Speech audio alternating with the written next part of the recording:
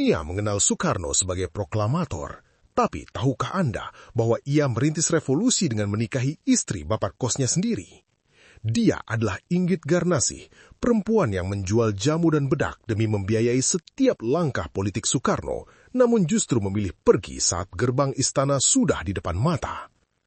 Inilah rahasia besar di balik perjuangan awal Soekarno tentang pengorbanan, pengkhianatan, dan harga diri seorang perempuan bernama Inggit Garnasih yang lebih memilih miskin daripada harus dimadu.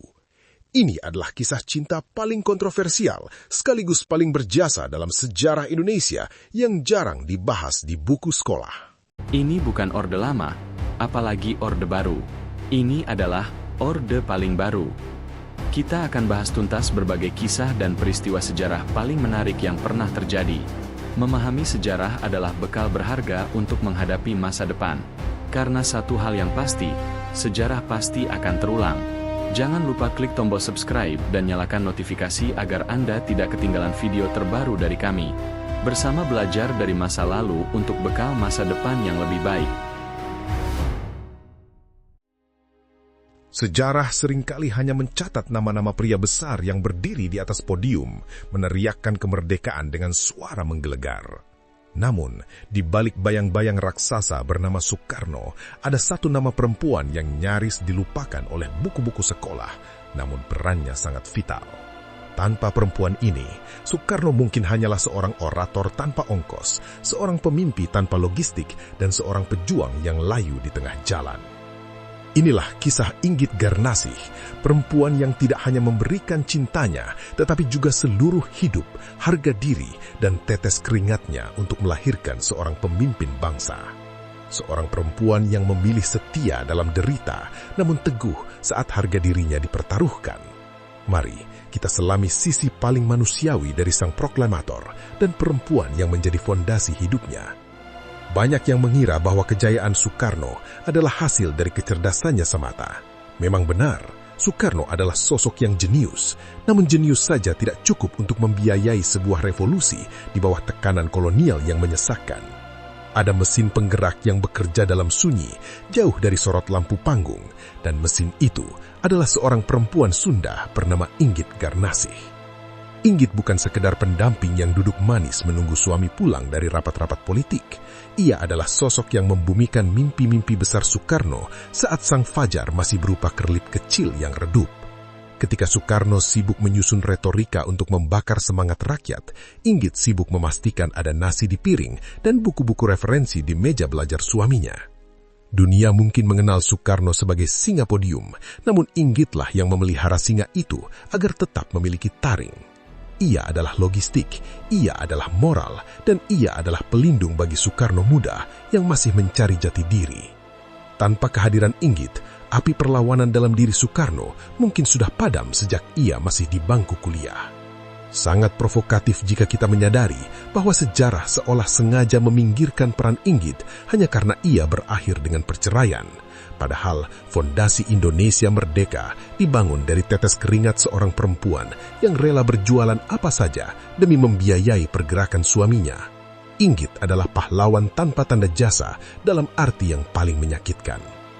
Di bab-bab selanjutnya, kita akan melihat bagaimana hubungan ini dimulai dengan sebuah skandal yang menggemparkan Bandung kala itu. Sebuah awal yang penuh tanya, namun dibuktikan dengan kesetiaan yang luar biasa selama puluhan tahun. Inilah babak awal dari pengabdian panjang seorang Inggit Garnasih bagi masa depan bangsa Indonesia. Tahun 1921 menjadi titik balik yang mengubah peta sejarah Indonesia ketika seorang pemuda kurus bernama Kusno mendarat di Bandung. Datang jauh-jauh dari Surabaya atas anjuran gurunya, Cokro Aminoto, pemuda ini membawa semangat yang meluap-luap untuk belajar teknik di ITB. Bandung saat itu adalah kawah candra di muka bagi para pemikir, dan Kusno datang untuk masuk ke dalamnya. Atas surat rekomendasi dari Cokro Aminoto, Kusno atau Soekarno mencari tempat tinggal di rumah seorang pengusaha sekaligus tokoh Sarekat Islam, Haji Sanusi. Di rumah yang terletak di Jalan Kebonjati inilah Soekarno pertama kali beradu pandang dengan nyonya rumah, Inggit Garnasih. Inggit saat itu adalah sosok perempuan yang anggun, matang, dan memiliki karisma khas perempuan priangan. Pertemuan ini sebenarnya sangat biasa, jika kita melihatnya dari sudut pandang penyewa kamar dan induk semang.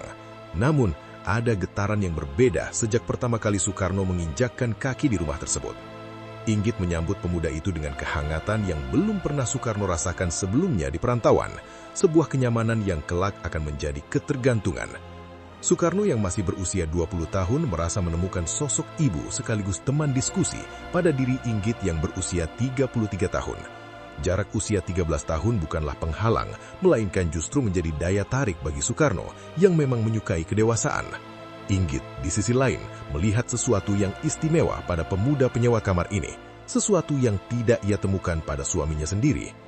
Haji Sanusi sendiri adalah pria yang sibuk dengan urusan dagang dan organisasi, sering meninggalkan Inggit dalam kesepian di rumah yang besar.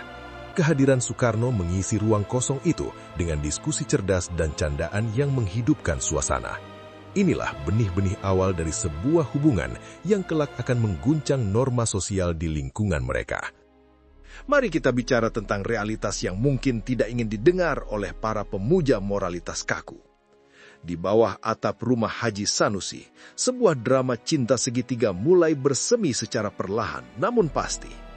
Soekarno sebagai pria muda yang penuh gairah mulai menunjukkan ketertarikan yang lebih dari sekedar penyewa kamar kepada Inggit Garnasih. Inggit yang selama ini hidup dalam kenyamanan materi bersama Haji Sanusi mulai merasa jiwanya lebih hidup saat berbicara dengan Soekarno. Soekarno bukan hanya bicara soal uang atau dagang, tapi soal bangsa yang terjajah dan cita-cita kemerdekaan yang luhur. Retorika Soekarno ternyata tidak hanya membius massa di podium, tapi juga memikat hati sang nyonya rumah. Kontroversi ini menjadi semakin nyata ketika perasaan itu tidak lagi bisa disembunyikan dalam tatapan mata sehari-hari. Soekarno secara jujur mengakui bahwa ia telah jatuh cinta pada istri induk semangnya sendiri. Sebuah tindakan yang jika dilakukan hari ini pasti akan menjadi sasaran hujatan publik. Namun sejarah mencatat bahwa kejujuran Soekarno ini memiliki dasar yang sangat dalam. Inggit pun berada dalam posisi sulit. Ia adalah istri yang sah, namun ia tidak bisa memungkiri bahwa hatinya telah dicuri oleh pemuda Surabaya itu. Hubungan mereka bukanlah sekedar nafsu sesaat, melainkan pertautan dua jiwa yang saling membutuhkan. Inggit membutuhkan semangat baru, dan Soekarno membutuhkan pegangan hidup yang stabil. Kisah cinta di rumah Juragan Sinagar, sebutan untuk Haji Sanusi, adalah bukti bahwa cinta bisa muncul di tempat dan waktu yang paling tidak tepat.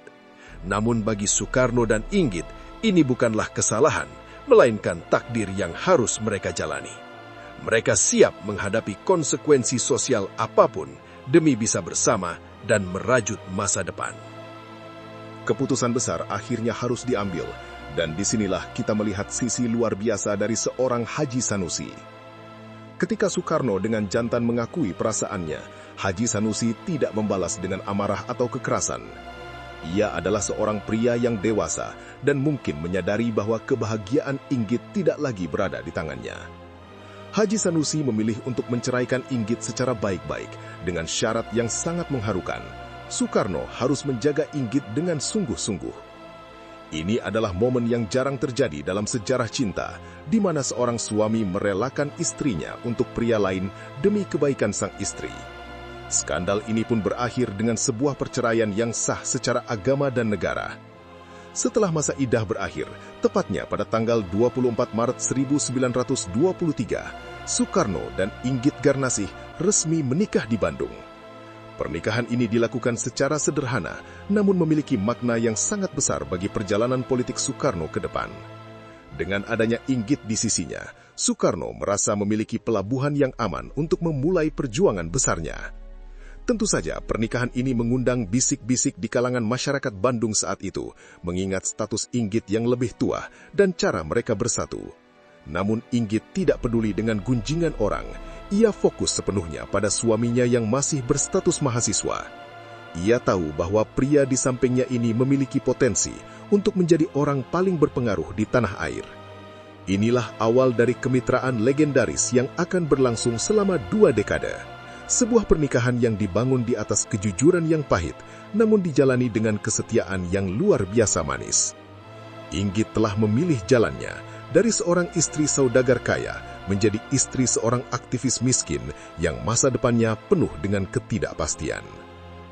Setelah menikah, kehidupan ekonomi Soekarno tidak lantas membaik, justru semakin sulit karena ia mulai meninggalkan dunia teknik demi politik. Inilah fase di mana Inggit Garnasih menunjukkan kelasnya sebagai perempuan hebat yang mandiri secara ekonomi. Untuk membiayai kebutuhan sehari-hari dan kegiatan politik Soekarno, Inggit bekerja keras tanpa kenal lelah. Inggit meracik jamu tradisional, membuat bedak kecantikan, hingga melinting rokok untuk dijual kepada tetangga dan kenalan. Uang yang dihasilkan dari keringatnya sendiri itu ia gunakan untuk memastikan Soekarno tetap bisa tampil rapi dan memiliki energi untuk berorasi. Inggit adalah bendahara pertama bagi perjuangan Soekarno, jauh sebelum negara ini punya Kementerian Keuangan. Tidak hanya soal perut, Inggit juga yang membiayai pembelian buku-buku mahal yang menjadi asupan intelektual bagi Soekarno. Setiap lembar halaman buku yang dibaca Soekarno kemungkinan besar dibeli dari hasil penjualan botol-botol jamu Inggit. Tanpa dukungan finansial dari Inggit, Soekarno mungkin akan terpaksa bekerja di perusahaan Belanda dan sejarah kita akan berubah. Banyak orang tidak tahu bahwa rumah mereka sering menjadi tempat berkumpulnya para pemuda pejuang yang kelaparan. Inggitlah yang menyediakan kopi dan makanan bagi mereka, memastikan diskusi-diskusi politik itu tidak terhenti karena perut kosong. Inggit adalah ibu bagi seluruh gerakan bawah tanah di Bandung pada masa itu. Ketulusan Inggit ini seringkali dianggap remeh, padahal ia adalah contoh nyata bagaimana peran domestik perempuan bisa menjadi kekuatan politik yang masif. Ia memberikan kemerdekaan finansial bagi Soekarno, sehingga Soekarno bisa memiliki kemerdekaan berpikir. Di bab ini, kita melihat bahwa di balik setiap kalimat tajam Soekarno, ada kerja keras Inggit yang sangat nyata. Puncaknya terjadi pada 4 Juli 1927, ketika Partai Nasional Indonesia atau PNI resmi didirikan oleh Soekarno dan kawan-kawannya. Namun, jarang ada yang menyebutkan bahwa PNI lahir dari sebuah atmosfer yang diciptakan oleh Inggit Garnasih di rumah mereka. Inggit adalah pendengar setia setiap rancangan anggaran dasar dan pidato-pidato awal yang disusun Soekarno. Setiap kali Soekarno merasa bimbang atau lelah menghadapi tekanan dari agen-agen rahasia Belanda, Inggit adalah tempatnya kembali. Ia memberikan ketenangan yang dibutuhkan oleh seorang pemimpin muda yang memikul beban berat di pundaknya. Inggit tidak perlu paham teori Marxisme atau nasionalisme secara mendalam. Ia paham bagaimana menjaga semangat Soekarno agar tetap menyala. Banyak pertemuan rahasia PNI dilakukan di bawah hidung polisi kolonial, dan Inggitlah yang berperan sebagai radar. Ia mengawasi keadaan sekitar rumah, memastikan para tamu bisa masuk dan keluar dengan aman dari intaian mata-mata. Keberaniannya ini seringkali diuji ketika polisi Belanda mulai sering melakukan penggeledahan mendadak di kediaman mereka. Saat PNI mulai tumbuh menjadi raksasa yang menakutkan bagi Belanda, Inggit tetap menjadi sosok yang sederhana. Ia tidak butuh jabatan di partai. Ia cukup tahu bahwa setiap langkah maju PNI adalah hasil dari dukungannya yang tak henti. Ia menjadi saksi bagaimana Soekarno berubah dari seorang mahasiswa menjadi pemimpin massa yang sangat dicintai. Provokasi sejarah seringkali melupakan bahwa tanpa rahim dukungan Inggit, PNI mungkin tidak akan pernah lahir di Bandung. Inggit adalah katalisator yang mengubah energi mentah Soekarno menjadi sebuah gerakan politik yang terorganisir. Bagi Inggit, PNI adalah anak rohani yang ia besarkan bersama suaminya dengan penuh perjuangan dan doa. Pemerintah kolonial Belanda akhirnya gerah dengan sepak terjang Soekarno, dan pada tahun 1929 ia ditangkap lalu dijebloskan ke penjara Bancai. Disinilah kesetiaan Inggit Garnasih diuji ke tingkat yang paling ekstrim dan menyakitkan. Sementara banyak kawan politik Soekarno menjauh karena ketakutan, Inggit justru berdiri paling depan untuk membela suaminya. Inggit rutin berjalan kaki menempuh jarak jauh untuk menjenguk Soekarno di penjara yang sempit dan pengap. Ia membawa makanan buatan sendiri karena ia tahu Soekarno tidak akan sanggup makan ransum penjara yang buruk. Namun, makanan itu bukan sekadar pengisi perut. Di dalamnya sering terselip pesan-pesan rahasia yang dikemas dengan sangat cerdik. Keberanian Inggit mencapai puncaknya saat ia menyelundupkan buku-buku dan informasi luar ke dalam sel melalui lipatan kebaya atau di dalam makanan.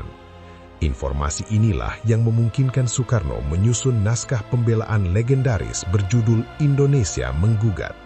Bayangkan, pidato yang mengguncang dunia itu disusun dengan bantuan risiko nyawa yang diambil oleh Inggit. Bahkan ketika Soekarno dipindahkan ke lapas Sukamiskin yang lebih ketat, Inggit tidak pernah absen untuk memberikan dukungan moral. Ia terus berjualan jamu dan bedak dengan lebih giat untuk membiayai hidupnya sendiri dan biaya hukum Soekarno. Inggit tidak pernah mengeluh, ia justru menjadi sumber kekuatan bagi Soekarno yang sempat merasa putus asa di balik jeruji besi. Kesetiaan ini adalah bentuk cinta yang paling murni, di mana seseorang bersedia menanggung beban penderitaan orang lain tanpa mengharap imbalan. Inggit membuktikan bahwa ia bukan sekadar istri di waktu senang, tapi adalah benteng pertahanan terakhir di waktu susah. Di bab ini, kita melihat Inggit bukan lagi sekadar pendamping, tapi sebagai pahlawan yang berdiri tegak melawan penindasan. Ujian bagi Inggit belum berakhir ketika Soekarno dibebaskan. Karena tak lama kemudian Belanda mengasingkan mereka ke Ende, Flores.